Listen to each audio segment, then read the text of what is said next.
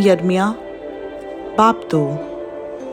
फिर खुदाम का कलाम मुझ पर नाजिल हुआ और उसने फरमाया कि तू जा और यरूशलेम के कान में पुकार कर कह कि खुदाम यूँ फरमाता है कि मैं तेरी जवानी की उल्फत और तेरे ब्याह की मोहब्बत को याद करता हूँ कि तू बियाबान में यानी बंजर ज़मीन में मेरे पीछे पीछे चली।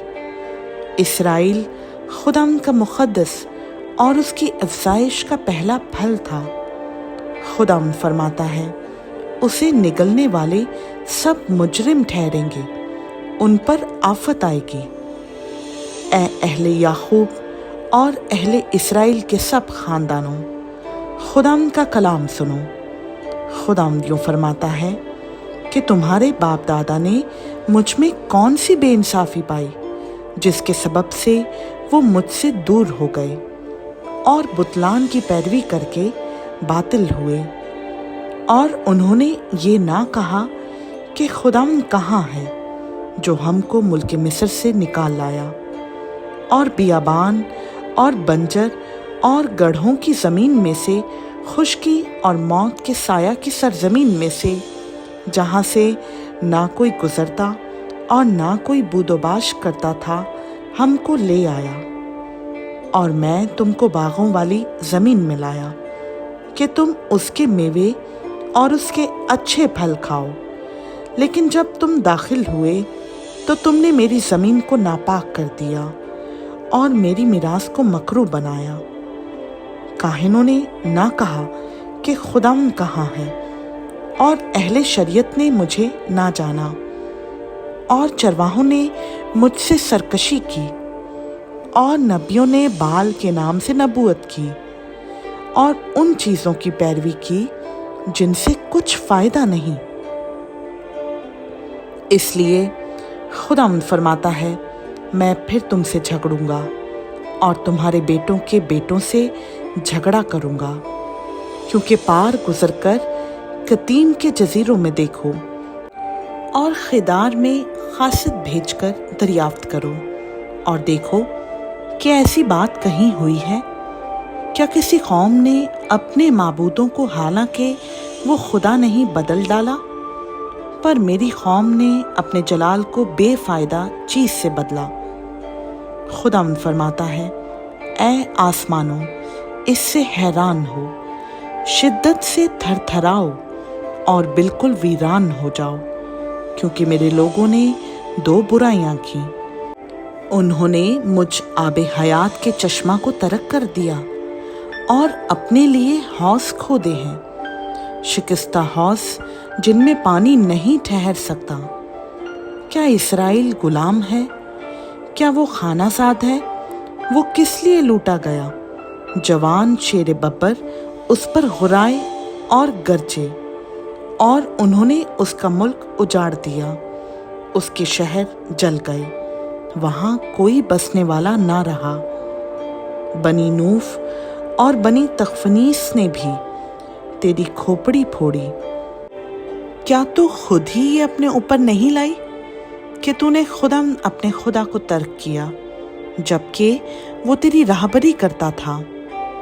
और अब सहूर का पानी पीने को मिस्र की राह में तुझे क्या काम, और दरियाए फरात का पानी पीने को असूर की राह में तेरा क्या मतलब? तेरी ही शरारत तेरी तादीब करेगी और तेरी बरगश्तगी तुझको सजा देगी।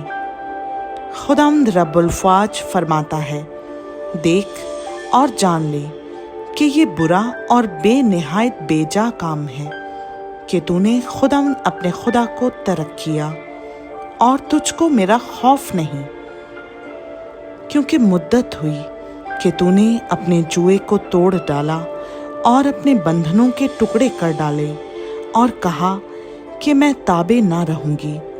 हाँ, हर एक ऊंचे पहाड़ पर और हर एक हरे दरख्त के नीचे तू बदकारी के लिए लेट गई। मैंने तो तुझे कामिल ताक लगाया और उम्दा बीज बोया था, फिर तू क्यों कर मेरे लिए बेहकीकत जंगली अंगूर का दरख्त हो गई।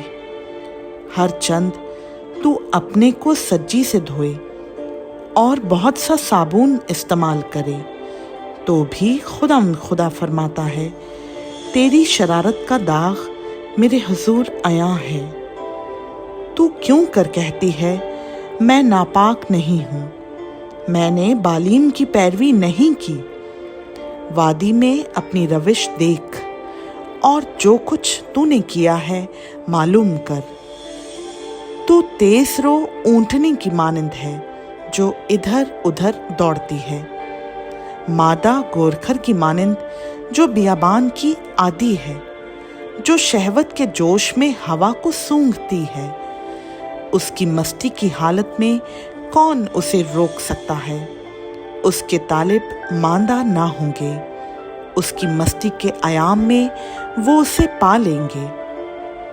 तू अपने पाँव को बरहंगी से और अपने हलक को प्यास से बचा, लेकिन तूने कहा कि कुछ उम्मीद नहीं, हरगिज़ नहीं, क्योंकि मैं बेगानों पर आशिक हूँ और उन्हीं के पीछे जाऊंगी। जिस तरह चोर पकड़ा जाने पर रुस्वा होता है, उसी तरह इस्राएल का घराना रुस्वा हुआ। वो और उसके बादशाह और उमरा और काहिन और नबी जो लकड़ी से कहते हैं कि तू मेरा बाप है, और पत्थर से कि तूने मुझे जन्म दिया, क्योंकि उन्होंने मेरी तरफ मुंह ना किया बल्कि पीठ की। पर अपनी मुसीबत के वक्त वो कहेंगे कि उठकर हमको बचा। लेकिन तेरे बुत कहाँ हैं जिनको तूने अपने लिए बनाया? अगर वो तेरी मुसीबत के वक्त तुझे बचा सकते हैं तो उठें, क्योंकि ए यहूदा जितने तेरे शहर हैं उतने ही तेरे माबूद हैं। तुम मुझसे क्यों हुज्जत करोगे? तुम सब ने मुझसे बगावत की है। खुदावंद फरमाता है, मैंने बेफायदा तुम्हारे बेटों को पीटा, वो तरबियत पजीर ना हुए। तुम्हारी ही तलवार फाड़ने वाले शेर बब्बर की तरह तुम्हारे नबियों को खा गई। ऐ इस पुश्त के लोगों, खुदावंद के कलाम का लिहाज करो। क्या मैं इस्राएल के लिए बियाबान या तारीकी की ज़मीन हुआ? मेरे लोग क्यों कहते हैं हम आज़ाद हो गए, फिर तेरे पास ना आएंगे? क्या कंवारी अपने जेवर या दुल्हन अपनी आराइश भूल सकती है? पर मेरे लोग तो मुद्दत मदीद से मुझको भूल गए। तू तलबे इश्क में अपनी राह को कैसी आरास्ता करती है। यकीनन तूने फाहिशा औरतों को भी अपनी राहें सिखाई हैं। तेरे ही दामन पर बेगुनाह मस्कीनों का खून भी पाया गया। तूने उनको नखब लगाते नहीं पकड़ा, बल्कि इन्हीं सब बातों के सबब से तो भी तू कहती है मैं बेकसूर हूँ। उसका गज़ब यकीनन मुझ पर से टल जाएगा। देख, मैं तुझ पर फतवा दूंगा, क्योंकि तू कहती है मैंने गुनाह नहीं किया। तू अपनी राह बदलने को ऐसी बेकरार क्यों फिरती है? तू मिस्र से भी शर्मिंदा होगी जैसे असूर से हुई। वहां से भी तू अपने सर पर हाथ रख कर निकलेगी, क्योंकि खुदावंद ने उनको जिन पर तूने इत्तमाद किया हकीर जाना, और तू उनसे कामयाब ना होगी। खुदावंद का पाक कलाम का पढ़ा, सुना, समझा और कबूल किया जाना हम सबों के लिए बाइस बरकत हो। आमीन।